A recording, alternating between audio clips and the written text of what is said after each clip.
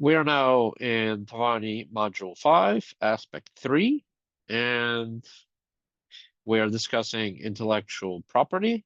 And finally, we get to the core of the chapter, which is three theories of property: the natural labor rights theory of property, the utility theory of property, and personhood-based theory of property. For our purposes, there are these three theories of property.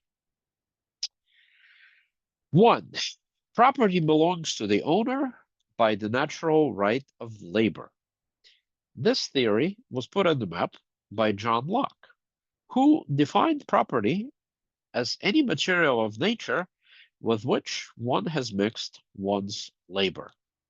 So, for example, if there's an unclaimed tree and I start laboring on it by pruning it, watering it, etc., then that tree and its fruit belong to me. Locke also had what has become known as the Lockean proviso, which roughly states that the first principle of labor applies so long as there is still plenty of nature, for example, trees, left for others with which to mix their labor and to make their own property. Otherwise, fairness would be lacking, as everyone has the same right to mix their labor with nature, but this right would be infringed upon if others take away my opportunity to acquire property by not leaving me with anything that I could make my property. Justly acquired property could subsequently be exchanged by owners in a voluntary manner as they see fit. You could sell your tree or keep it. The second theory of property is utilitarian. It roughly states that we should structure property rights in a way that increases everyone's happiness. If everyone's happiness is increased by having strong exclusive property rights, then that's what we will have. But if everyone's happiness is maximized by having very few and weak property rights, or not at all, then that's what we should have. So, for example, if utility was maximized by not allowing private ownership of trees, perhaps because there are very few trees left in the world, then we would make it illegal to own trees on the utilitarian theory of property. The third theory of property rights is personalist or expressionist.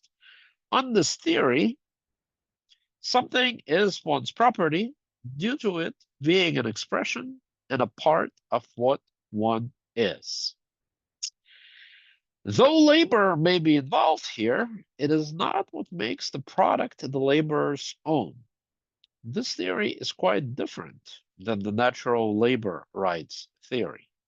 The example given by Tavani is that of a Beatles song Revolution that was used after the death of its author, John Lennon, in a Nike commercial.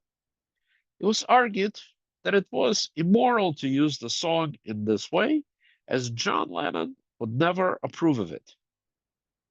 So, in a serious sense, the song was still Lennon's own, even though it was justly exchanged according to the Lockean theory.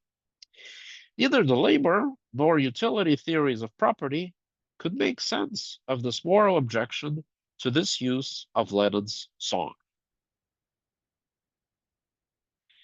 While the second theory, sorry, while the second theory is clearly utilitarian and consequentialist, the labor and expressionist theories are deontological. The labor and expressionist theories argue on the basis of what they understand to be the inherent nature of things. Swift's objection was either based on the labor theory or the expressionist theory.